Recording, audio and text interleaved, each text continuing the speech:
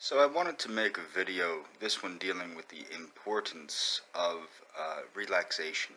Or when I say meditation, I do not mean meditation in the sense of focusing one's mind on one thing and making it immovable on that thing, or mindfulness or something like that. What I mean when I say meditation is deep relaxation, or the relaxation response. Now, many people, myself included, will make excuses for why there's not enough time to meditate in the day.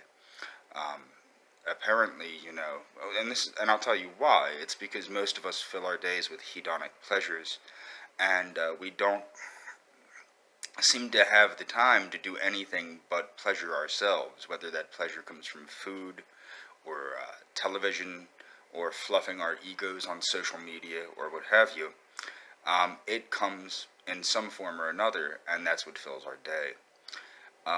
The other day I accompanied a friend of mine to a meeting of a magical lodge, and I won't name the name of it because they may or may not see this video, and they may or may not be upset by that, but what I noticed was there was a discussion about meditation and the vowel sounds, and how the vowel sounds attune the chakras, and that's how you get through practicing occultism and mysticism while having a mental illness like bipolar disorder. But that's not, in my opinion, a lot of people that hear or join magical lodges do so because they live in their own secluded world where they get to hear how great they are from other people that want to hear how great they are. So it's kind of like um, it's a subgrouping of people that fluff each other's egos constantly. A solitary magician, or a solitary practitioner of the Western magical system, does not have that. They're solitary. They are actually quite critical on themselves a lot of times, or they may also live in their own self-deluded world. However, dealing with meditation, I've practiced meditation since I've been very young. I would say around 9 years old I started practicing meditation, focusing on breath work.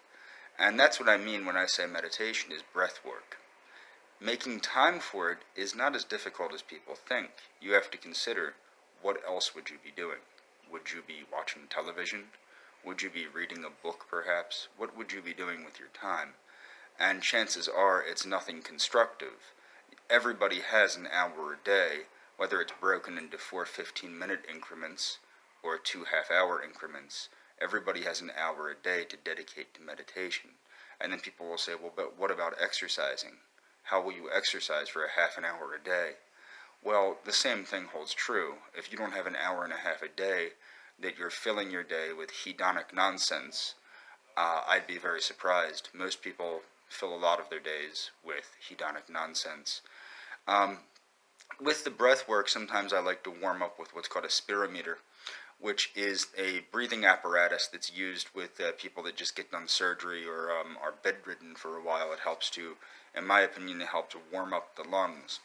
The method of breath work that I found most helpful is that of Win Wenger in the book The Einstein Factor, where he talks about meditation as a means to improve intelligence. Another thing that's interesting, and I'm just going to put it in here for the hell of it, is Win Wenger's work on underwater breath holding, and how that increases the neurological and oxygenation of the brain to help with cognitive function. It actually physically changes the structure of the brain after a while. It's the mammalian diving reflex. And I got back into this because, and this is what people don't understand, a lot of people want to take magic and make it into a mystical thing, an occult thing, a secret thing, because that sounds more important.